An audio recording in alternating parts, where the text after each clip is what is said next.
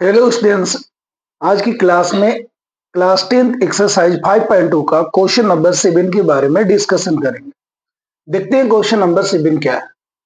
एक बात यहाँ पे देखना कि ये जो क्वेश्चन है ये वर्ड प्रॉब्लम क्वेश्चन है। तो जब भी आपके सामने वर्ड प्रॉब्लम का क्वेश्चन आए तो उस क्वेश्चन को पहले तो आप बहुत ही ध्यान से पढ़ोगे और ध्यान से पढ़ने के बाद उसको प्रैक्टिकली समझने की कोशिश करोगे, क्योंकि जब तक आप उस क्वेश्चन को प्रैक्टिकली नहीं समझोगे तो वो क्वेश्चन फिर आपको आएगा भी नहीं।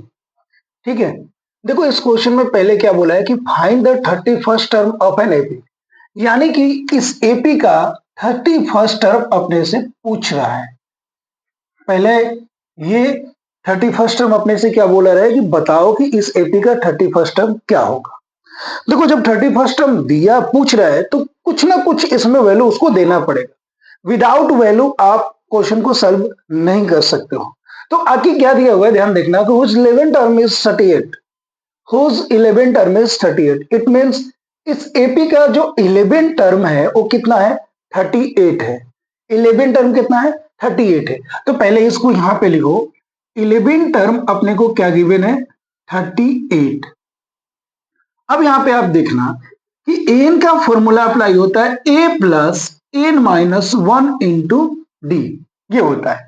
और यहां पे अपने को एन क्या गिवन है, एन अपने को गिवन है 11। तो आप क्या करोगे, ए प्लस एन के जगह पे आप पुट करो 11, 11 माइनस 1 इंटू डी, और ये किसके इक्वल है, 38 के।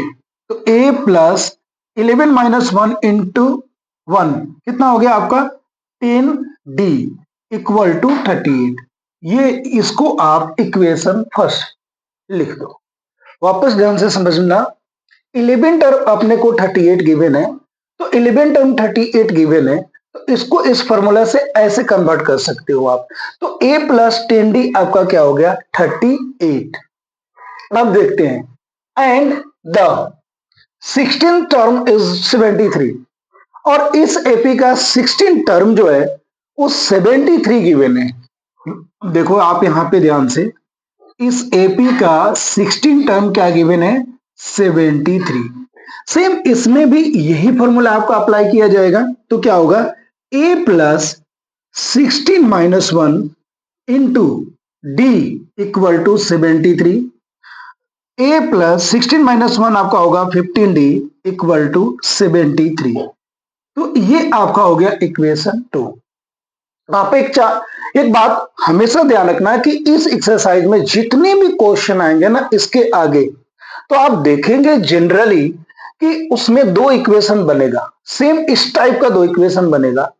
यहां पे मैं आपको एक ट्रिक दे रहा हूं, आपको करना क्या है कि जैसे ही दो इक्वेशन बनेगा तो आपको यहां पे ए और डी की वैल्यू निकालनी है। यानी ये ए, इसमें देखो दो वेरिएबल है, एक ए और डी, ए और डी। तो इन दोनों इक्वेशन का आप यूज करके ए और डी की वैल्यू फाइंड करोगे। अब आप already chapter number 3 pair of linear equation in two variable में जब दो वेरिएबल दिया हुआ रहता है तो उसमें एक्स और वाई की वैल्यू किस तरीके से फाइंड करते हैं ये आपको पता है।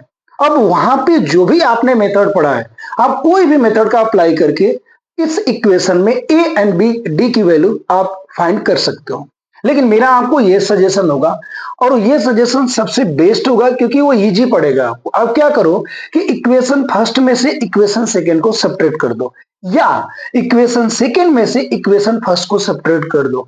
दोनों में से कुछ भी कर सकते हो। रीजन ये भी बता दो, क्योंकि आप इसमें देख सकते हो कि इसमें ए है और इसमें भी ए है। तो जब अपन इन दोनों में से एक दूसरे को जब सब्ट्रैक्ट करेंगे तो ए से ए क्या हो जाएगा, कैंसिल हो जाएगा। वहां से आपकी डायरेक्टली डी की वैल्यू फाइंड हो जाएगी। तो देखो अपन क्या कर रहे हैं, यहां पे लिखेंगे सब्ट्रैक्ट इक्वेशन 1 फ्रॉम 2। मैं क्या कर रहा हूं, इक्वेशन 2 में से इक्वेशन फर्स्ट को सब्ट्रैक्ट कर रहा हूं। तो ये हो गया a plus 15d equal to 73, a plus 10d equal to 38। अब देखो जब भी दो इक्वेशन होता है अलजेब्रिक एक्सप्रेशन में, और जब उसको अपन सब्ट्रैक्ट करते हैं तो क्या होता है कि जो नीचे वाला इक्वेशन होता है उसका साइन क्या होता है, आपका चेंज हो जाता है। तो ये ए है, ये माइनस हो जाएगा, ये प्लस है, ये भी माइनस हो जाएगा, ये भी माइनस हो जाएगा। तो ए से ए क्या हो गया, कैंसिल। 15d में से 10d को आप सब्ट्रैक्ट करोगे 5d आएगा।